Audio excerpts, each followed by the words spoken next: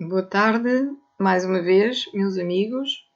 Estamos quase a ser, em vez de ser boa tarde, ser boa noite, porque já são 19 horas e 9 minutos. E, devido a uma grande força de vontade, eu penso que vamos conseguir acabar o estudo do cinema em Portugal no século XX agora.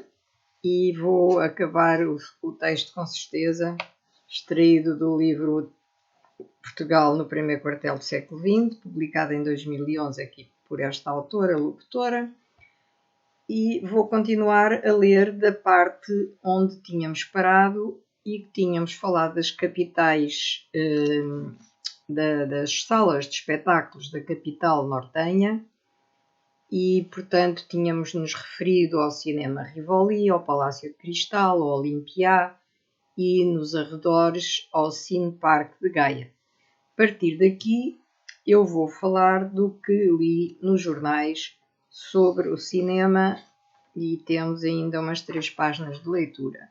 Portanto, vamos fazer um sexto live deste cinema do século XX em Portugal. Tendo compulsado aleatoriamente o Jornal de Notícias do Porto no ano de 1923, a autora verificou que no exemplar de dia 3 de abril, nas quinta e sexta colunas da segunda página, que o Teatro Jardim Passos Manuel apresentava diariamente 2 espetáculos. Um deles realizava-se no Salão Teatro, com uma programação diferente daquela que era exibida no espetáculo do Jardim. O programa do Teatro Jardim Passos Manuel para o Salão Teatro informava que das 9 horas em diante a soirée elegante se compunha da estreia do magnífico cinedrama O Dinheiro Não Faz a Felicidade, em 4 atos, com a interpretação da célebre atriz Cristina Vernon e ainda de mais 3 filmes. Um deles, em pleno sucesso, era A Cidade Encantada, segunda jornada, em 3 partes, do maravilhoso filme de deslumbrantes evocações orientais, Os Contos de Mil e Uma Noites. Outro filme, em 2 atos, de gargalhadas, era O Reino de Masulipatam, pelo impagável cómico Harold, e, finalmente, o Jornal de Atualidades, número 157. Quanto ao programa para o Jardim, das 9h30 em diante, incluía a exibição ao ar livre, se o tempo o permitisse, do filme A Vida de Cristo, admirável visão bíblica em 6 partes, impressionada, nos próprios lugares em que viveu Cristo. O texto do anúncio acrescentava que no hall daquela casa de espetáculos haveria concerto, atrativos e bufete. Faziam parte das casas de espetáculo onde à época eram exibidas as mais recentes fitas nacionais e estrangeiras, o Cinema da Batalha, o Teatro da Trindade, o Águia de Ouro e o Teatro Sá da Bandeira. Portanto, havia ainda estas casas de espetáculos no Porto.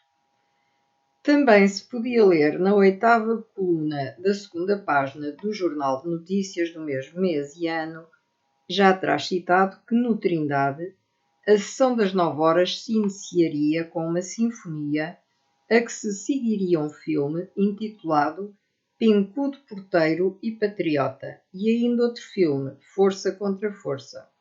Depois do intervalo, o público podia ouvir novamente uma famosa sinfonia e assistir à exibição de 3 episódios da grandiosa película A Luta contra o Destino, sendo nessa noite a estreia do 14º e penúltimo episódio, intitulado A Gratidão dos Malvados.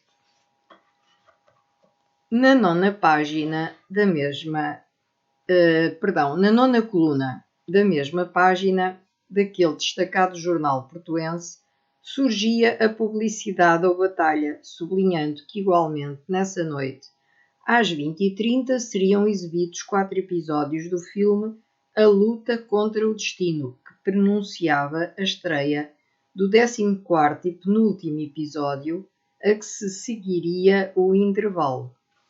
A seguir ao intervalo, o público podia escutar uma conhecida sinfonia e assistir finalmente à estreia do 14º episódio, A Gratidão dos Malvados, da película A Luta contra o Destino, e ainda ao filme Força contra Força. Como se pode constatar, a programação dos dois cinemas Trindade e Batalha era idêntica, só diferindo no horário de exibição dos respectivos filmes. Segundo se podia ler na segunda página do exemplar número 92 do Jornal de Notícias de 22 de abril de 1923, que foi um domingo, no Teatro Trindade, corriam o 3º e o 4º episódios do filme O Vencedor da Morte. Depois do intervalo, os espectadores podiam assistir ao filme Sandálio, criado de quarto, e depois ao 2º, 3º e 4º episódios de um filme sobre a visita do príncipe de Gales à Índia. Os portuenses podiam, se preferissem, deslocar-se nessa mesma noite ao Batalha para assistir a um programa igual ao que decorria no Teatro Trindade. Para o Jardim Passos Manuel, indicava-se uma programação muito diversificada. 4 sessões de espetáculo, que incluíam Amor e Poesia, uma produção dos cómicos Harold Lloyd e Harry Pollard, e ainda vários filmes. O primeiro capítulo da Casa do Mistério, O Amigo de Felon e Intolerância. Para além do espetáculo, podia-se assistir a um concerto no hall e aproveitar os atrativos buffets. Quanto ao Palácio de Cristal, anunciavam-se as diversões para esse dia, música e cinema à tarde, à noite o filme Herança Funesta, em 6 partes, e durante o espetáculo servia-se chá, estando também incluído no programa um jantar-concerto. Ao pesquisar na atualidade os arquivos do jornal O Comércio do Porto, publicado 6 anos depois na mesma cidade, mais precisamente no dia 1 de janeiro de 1929, tentando auscultar como decorriam as atividades cinematográficas na capital nortenha, em relação aos finais da década de 20, comparativamente com os filmes que tinham corrido no último ano do primeiro quartel do século XX, em 1925, verificou a autora que na 6ª página, dedicada aos espetáculos, mais precisamente na 7ª e 8ª colunas, eram anunciadas 2 grandiosas sessões no Águia de Ouro, às 15h30 e 21h15, de uma superprodução de costumes chineses em 8 partes, Mr. Wu, com notabilíssimo trabalho artístico de Lon Chaney, o Homem das Mil Caras, e René Adoré.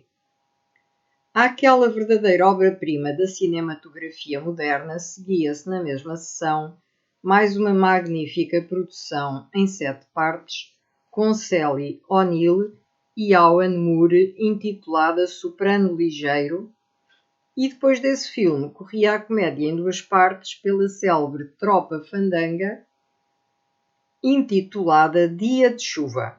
A encerrar o programa, um documentário português e as atualidades mundiais, seguia-se uma ilustração musical pela orquestra Borges Melody. Continuando a ler o cartaz dos espetáculos, tomava-se conhecimento que às 15h30 e às 21h, no Jardim Passos Manuel Matinée e Soirée, do dia de Ano Bom, o programa constava de atualidades e de um filme intitulado Dois Rivais no Azar, interpretado por C. Fields, Chester Cochlin e Mary Bryan. Seguia-se na programação um outro filme classificado como uma extraordinária produção, Na Véspera do Dia Tal, por Bebe Daniels. Estava também anunciado para o final do espetáculo um piquenique em que a empresa, comemorando a festa da família, distribuiria bombons a todas as crianças que assistissem à matiné. Verificou-se que, apesar de continuar a existir uma movimentada atividade cênica, musical e de convívio social, o claro-escuro animado começava a ter uma posição preponderante devido a um fluxo permanente e abundante de filmes, cuja qualidade melhorava progressivamente, sendo esse caudal, na sua maioria, de filmes estrangeiros que apresentavam uma metragem cada vez maior relativamente aos filmes produzidos nos primeiros anos que se seguiram à eclosão da sétima arte. Tal exuberância acentuar-se-ia de forma evidente e incontestada na década de 30, com a chegada do sonoro. Portanto, o cinema sonoro apareceu na década de 30. Na época retratada no presente trabalho, o jornalismo sempre exerceu a sua função de informar e esclarecer sobre cinema, periódica e permanentemente em Portugal. A crítica especializada sobre cinema começou a existir logo nos primeiros tempos do cinema mudo, tendo jornalistas nacionais com conhecimentos cinematográficos mais avançados iniciado o comentário e a crítica das fitas e dos filmes de ficção que corriam nas principais cidades portuguesas e estrangeiras, transmitindo assim, com as suas sugestões, uma melhor orientação ao público leitor sobre as temáticas e os objetivos que argumentistas e realizadores pretendiam transmitir com a sua nova arte. Portanto, desde o cinema mudo que se iniciou a crítica sobre o cinema.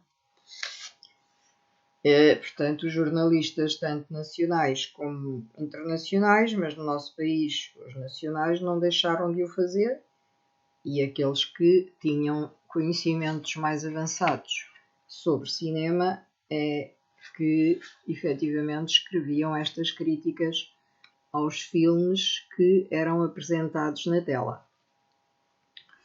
A primeira revista cinematográfica portuguesa foi a Cine Revista, que teve início no Porto em 1912, tendo como diretor Lopes Teixeira e como editor A. de Matos.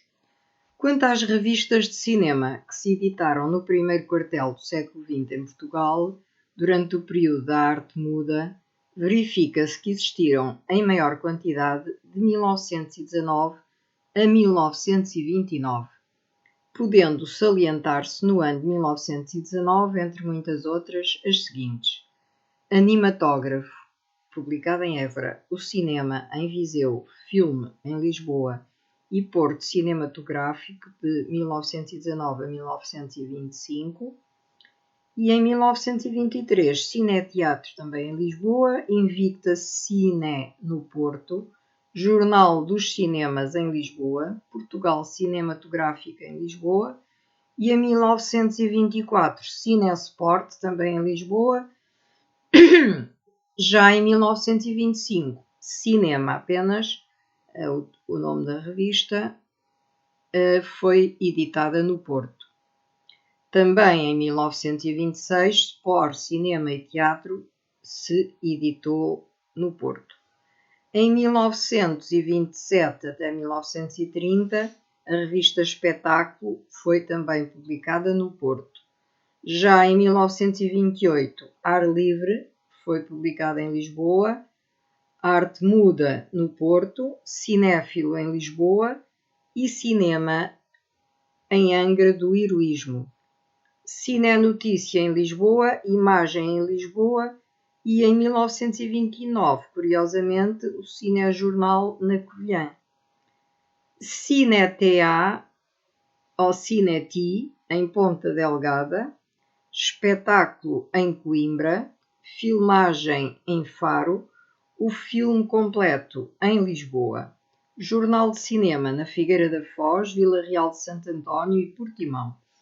Na verdade, devido ao desenvolvimento da indústria cinematográfica, os próprios cineastas se encarregavam de fundar revistas semanais ou mensais, como no caso de Avelino de Almeida, que lançou a revista Cinéfilo de 1928 a 1939. Teve uma duração bastante comprida, não é? Portanto, quase 10 anos.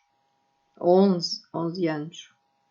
António Lopes Ribeiro, que tinha iniciado a sua atividade como crítico de cinema no jornal humorístico Sempre Fixe, e alguns anos depois no Diário de Lisboa, decidiu fundar uma Chianca de Garcia, a revista Imagem.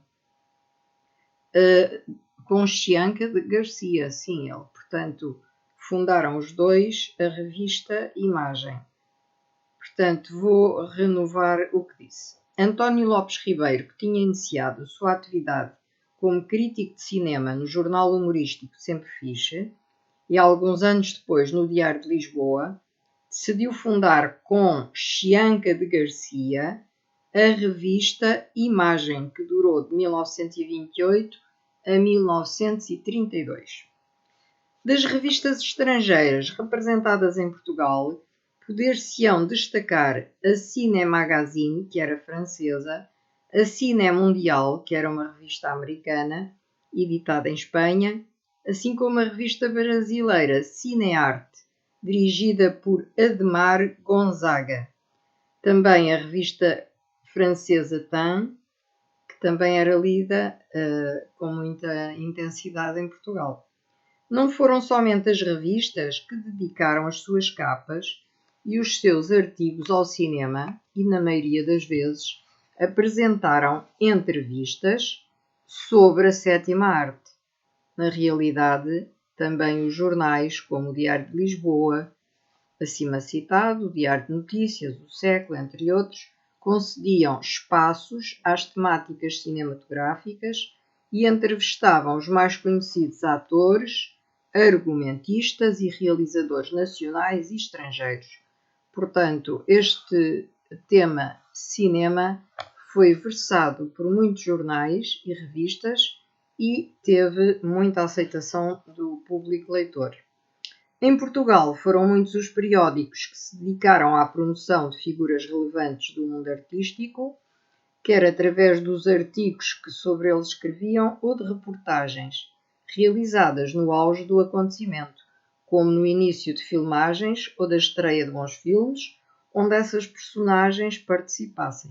Também era ponto assente produzir artigos e comentários sobre filmes mais recentes, transpostos para a tela das principais cidades do país. Neste contexto poderão referir-se o Diário Notícias e amanhã, o 1º de janeiro, o Comércio do Porto, entre outros. Dos jornalistas que no estrangeiro trataram de temáticas cinéfilas portuguesas, relembram-se aqui os seguintes nomes. José de Ruth, redator do El Liberal, que data de 1891. Alfredo Galis, cronista do Universal, que data de 1894. E Émile Vuillermoz, crítico da revista Temps. Relativamente aos que escreviam em Portugal, dever-se-ão salientar Rogério Pérez, da revista Quino, António Lourenço, da Cinéfilo, Reinaldo Ferreira, do Século, Alberto Armando Pereira, com o pseudónimo Filmófilo, diretor do Porto Cinematográfico, Luís de Roé, da Manhã, Jorge de Almeida, de O Circo, Acácio Paiva, editor-diretor do Século Cómico, Alberto Rocha, Ciné Mundial, da Ciné Mundial, António Lopes Ribeiro, da Sempre Fixe, da Imagem e da Quino. Grandes críticos do cinema português foram, entre outros, António Ferro, Roberto Nobre e Leitão de Barros, que foi diretor do Século Ilustrado e colaborou no Diário de Notícias com a sua secção Os Corvos. E por hoje finalizamos o estudo do cinema em Portugal durante o século XX. Penso que foi, digamos que, uma etapa um pouco comprida, mas isto não é nada, porque realmente o cinema em Portugal foi digamos que uma aventura muito grande, muito bela e muito importante para a indústria cinematográfica portuguesa. Por hoje termino, desejando um bom fim de semana e que todos tenham muita saúde e que Deus proteja a vós e a vossa família. Boa noite.